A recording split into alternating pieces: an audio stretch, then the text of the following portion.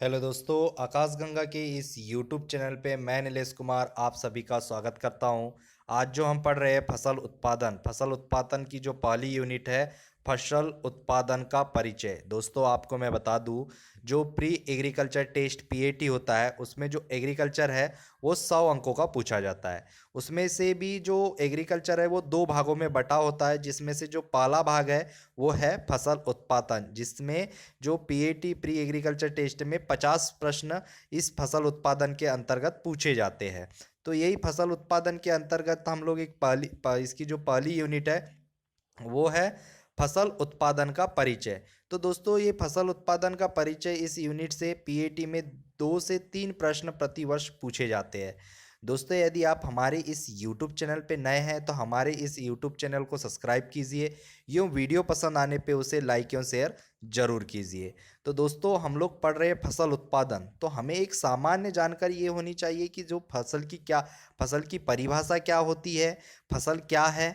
तो सबसे पहले इस वीडियो के माध्यम से हम लोग फसल की परिभाषा पढ़ते हैं।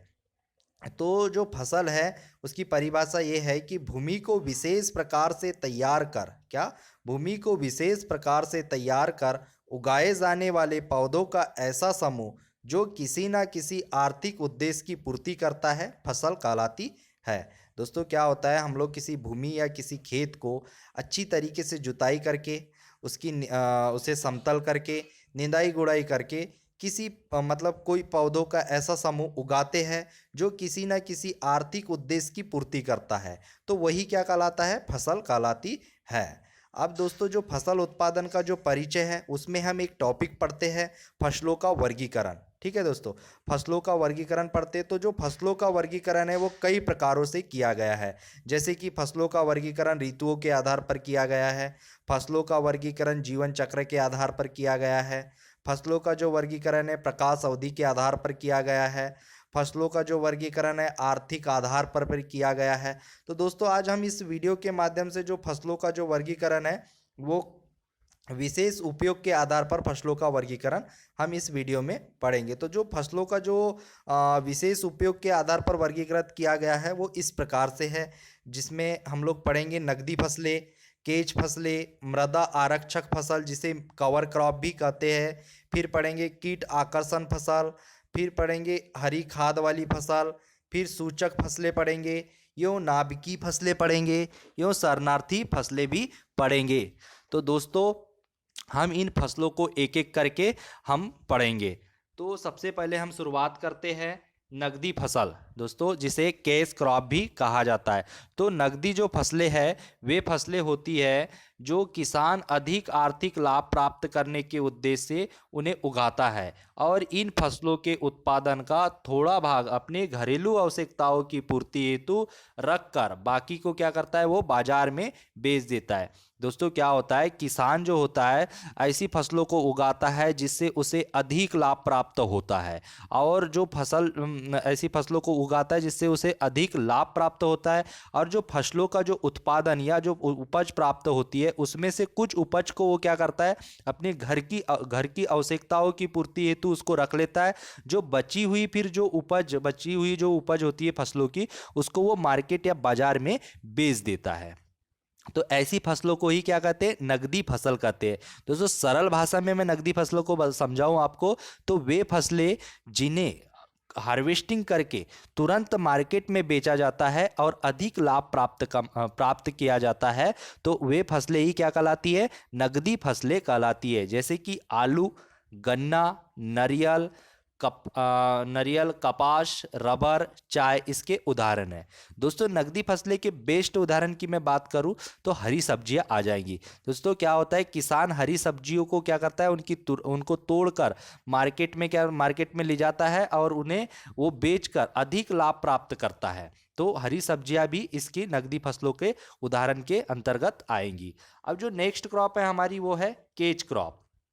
तो केज क्रॉप क्या होती है दोस्तों, किसी कारणवश हमारी मुख्य फसल के नष्ट हो जाने पर उसके नुकसान की भरपाई करने के लिए कम अवधि वाली फसल का उपयोग किया जाता है उसे ही क्या कहते हैं, केज क्रॉप कहते हैं। दोस्तों क्या होता है, किसी कारणवश जैसे कि हमारी किसी कीट के वजह से या किसी बीमारी के वजह से या वर्षा के कारण हमारी जो है मुख्य फसल है नष्ट हो जाती है, जिसकी नुकसान की भरपाई करने के लिए हम लोग क्या करते हैं, उसी खेत में कम अवधि वाली फसल को बोते हैं, जो हमारी मुख्य फसल के नुकसान की भरपाई को वो पूरी करती है।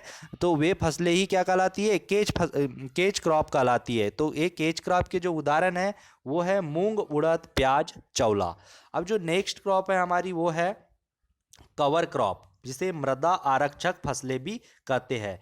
तो वे फसलें जो तेजी से बढ़कर भूमि को अच्छी से ढक लेती है, ताकि जल एवं वायु के कारण जो मृदा का कटाव होता है उसको कम कर सके, ऐसी फसलों को ही हम क्या कहते हैं, कवर क्रॉप कहते हैं।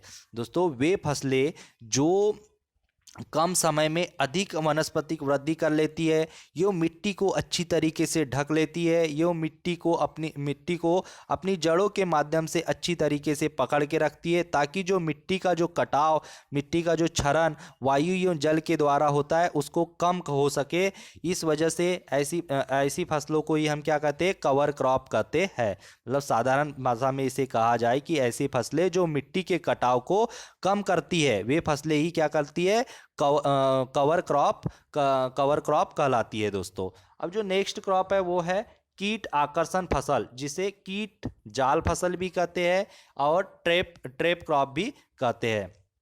तो दोस्तों जो ट्रैप क्रॉप कहलाती है, वे फसलें जो मुख्य फसल को कीट से बचाने के लिए उसके चारों ओर ऐसी फसलें उगाना जो मुख्य फसल के कीट को अपनी ओर आकर्षित कर इन कीटों से मुख्य फसल की रक्षा करे, ट्रैप क्रॉप कहलाती है। दोस्तों क्या होता है, जब हमारी मुख्य फसल में किसी कीट का आक्रमण बहुत अधिक हो जाता है, जिससे हमारी मुख्य फसल में काफ़ी नुकसान होने लगता है, इसी नुकसान को कम करने के लिए इसी कीट को मुख्य फसल के नुकसान, कीट के द्वारा जो मुख्य फसल में नुकसान हो रहा है उसको कम करने के लिए हम क्या करते हैं, मुख्य फसल के चारों ओर ऐसी फसल का चुनाव करते हैं जो हमारे मुख्य फसल में जो कीट लगा हुआ है उसको वो अपनी ओर आकर्षित करे। तो जो फसलें मुख्य फसल के कीट को अपनी ओर आकर्षित करती है, वे फसलें ही क्या कहलाती है, ट्रैप क्रॉप कहलाती है या कीट जाल फसल कहलाती है। दोस्तों उदाहरण के माध्यम से समझिए, जैसे कि कपास में लाल कीट का आक्रमण बहुत अधिक हो जाता है, लाल कीट का आक्रमण से कपास की फसल में काफ़ी नुकसान होने लगता है। तो वही नुकसान को कम करने के लिए हम लोग क्या करते हैं, कपास के चारों ओर भिंडी की फसल लगा देते। तो जो भिंडी की फसल है वो कपास के जो लाल कीट को अपनी ओर आकर्षित करती है, तो जो भिंडी है वही ट्रैप क्रॉप कहलाएंगी। अब जैसे कि गन्ना जब परिपक्व अवस्था में होता है तो उसके चारों ओर हम लोग क्या लगा देते हैं, ज्वार या मक्का लगा देते हैं। दोस्तों अब हमारी जो नेक्स्ट क्रॉप है वो है हरी खाद वाली फसलें। तो हरी खाद वाली फसलें वे फसलें होती है जिन्हें फूल वाली अवस्था में मिट्टी में दबाया जाता है, जिससे कार्बनिक पदार्थ या खाद की पूर्ति होती है। दोस्तों क्या होता है कि ऐसी फसलें होती है जो फूल वाली अवस्था में आ जाने पर हम लोग उसको क्या करते हैं, मिट्टी में दबा देते हैं, जिससे हमें कार्बनिक पदार्थ की मात्रा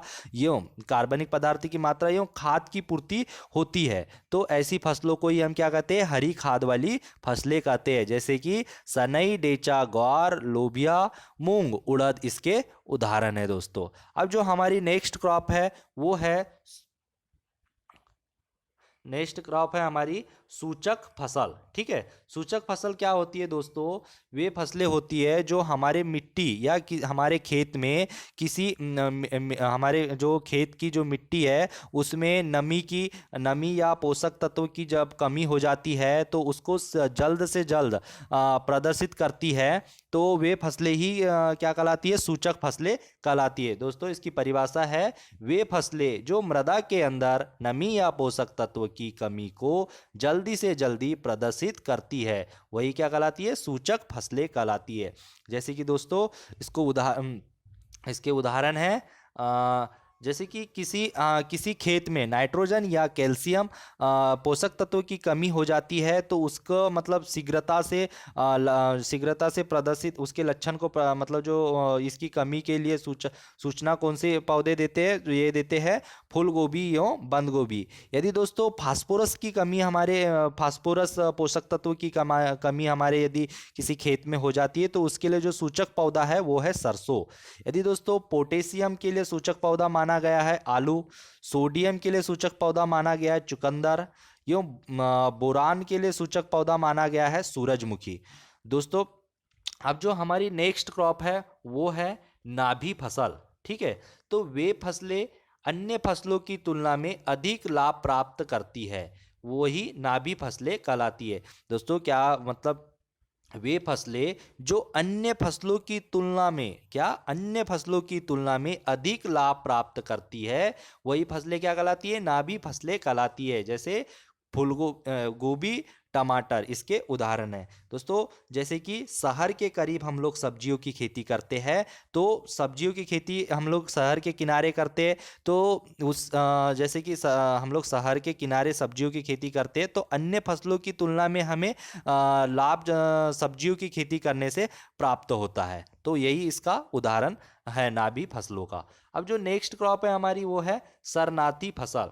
जब किसी फसल की किसी किस्म की आनुवांशिक प्रतिरोधकता बनाए रखने के लिए उस किस्म के चारों ओर किसी साधारण किस्म की 4 से 6 कतार लगाई जाती है, उसको ही शरणार्थी फसल कहते हैं। दोस्तों जब किसी फसल की किसी कोई किस्म है उसकी आनुवांशिक प्रतिरोधकता बनाए रखने के लिए हम क्या करते हैं, उसी किस्म के चारों ओर किसी साधारण किस्म की 4 से 6 कतार लगाई जाती है, उसे ही हम शरणार्थी या रिफ्यूजी फसल कहते हैं।